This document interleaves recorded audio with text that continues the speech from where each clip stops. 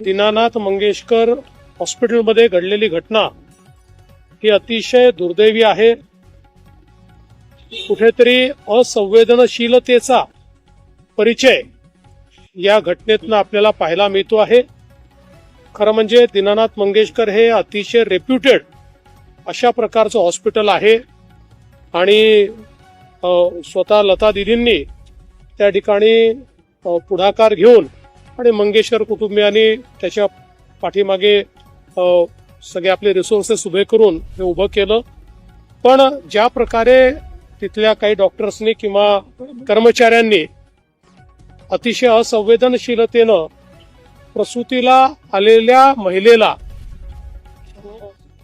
त्या ठिकाणी ऍडमिट करून घेण्यास नकार दिला किंवा अधिकचे पैसे मागितले, अशा प्रकारचा जो विषय या ठिकाणी आलेला आहे. लोकांमध्ये अतिशय चीड या संपूर्ण प्रकरणाची आहे. विशेषतः धर्मदाय रुग्णालयांनी आपली भूमिका योग्य प्रकारे निभावली पाहिजे अशा प्रकारची आपली सर्वांचीच अपेक्षा आहे आणि म्हणूनच या संदर्भात मी एक हाय लेवल कमिटी तयार केलेली आहे जी या घटनेचा तर त्या ठिकाणी तपास करेलच, पण त्याचसोबत अशा घटना होऊ नये म्हणून धर्मदाय रुग्णालयांवर कशा प्रकारे आपल्याला नियंत्रण करता येईल आणि विशेषतः मेडिकल एथिक्स हा एक महत्वाचा विषय आहे की अशा प्रकरणी पैशाची चिंता न करता त्यांना ऍडमिट करून घेणं हे गरजेचं होतं. त्यामुळे एथिक्सचं पालन होत आहे की नाही या संदर्भात देखील आपण प्रयत्न करणार आहोत. खरं म्हणजे स्वतः जो आमचा मुख्यमंत्री कक्ष आहे त्यांनी देखील या प्रकरणामध्ये लक्ष घातलं होतं, परंतु दुर्दैवाने योग्य प्रतिसाद हा त्या ठिकाणी रुग्णालयाकडनं काही मिळालेला नाही आणि म्हणूनच आता अशा प्रकारच्या घटना पुढे होऊ नये म्हणून अतिशय कडक अशा प्रकारची कारवाई या ठिकाणी करण्याचा आमचा मानस आहे.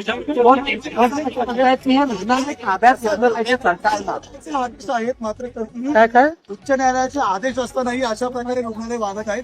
दुसरी महत्वाची गोष्ट, जो निधी असतो जो निर्धन रुग्णांच्या खात्यावर जमा करायचा असतो त्याचीही पारदर्शकता अद्याप रुग्णालय देत नाहीत. अशा रुग्णालयांना काय करणार? आता असं आहे की आपण याच अधिवेशनामध्ये या संदर्भातला कायदा पारित केलेला आहे. कारण या सगळ्या रुग्णालयांनी अनेक रुग्णालयांनी अशा प्रकारे एक भूमिका मांडली होती की जो उच्च न्यायालयाचा आदेश आहे तो ज्यांनी अतिरिक्त फायदा घेतला त्यांनाच आहे आणि आम्हाला तो आदेश नाही आहे आणि म्हणून आपण त्या संदर्भातली स्कीम तयार केली आणि आता जे अधिवेशन आपलं झालं या अधिवेशनामध्ये कायद्याने आता हे अधिकार आपण त्या ठिकाणी धर्मदाय या संस्थेकडे घेतलेले आहेत. धर्मदाय ही संस्था इंडिपेंडेंटली चालते, पण त्याच्यामध्ये काही ना काही नियंत्रण हे राज्याच्या लॉ अँड ज्युडिशरी विभागाचं आहे. त्यामुळे त्या लॉ अँड ज्युडिशरी विभागाच्या माध्यमातून अशा सगळ्या हॉस्पिटलवर हे एन्फोर्स करण्याच्या दृष्टीनं आपला प्रयत्न आहे. मध्यंतरीच्या काळात आम्ही धर्मदायाची एक प्लॅटफॉर्म देखील त्या धर्मदाय रुग्णालयांचा तयार केलेला आहे की ज्याच्यावर ट्रान्सपरंटली यांनी किती पैसे खर्च करणं गरजेचं होतं, किती केलं आहे, अशा सगळ्या गोष्टी त्या ठिकाणी नमूद असतील आणि त्या संदर्भात पूर्णपणे त्यांच्यावर अशा ज्या काही त्यांच्या जबाबदाऱ्या आहेत त्याच्यावर नियंत्रण ठेवण्याचं काम हे करण्याचा प्रयत्न आमचा असणार. असं आहे, रुग्णालय ताब्यात असं घेता येत नाही. भावना आणि कायदा या दोन मध्ये फरक असतो. त्यामुळे जी धर्मदाय रुग्णालय असतात ही अशा प्रकारे सरकारला आपल्या ताब्यात घेता येत नाही, पण त्याच्यामध्ये जर काही अनियमितता असतील तर धर्मदाय आयुक्तांना हे अधिकार आहेत की ते त्याच्या संदर्भातले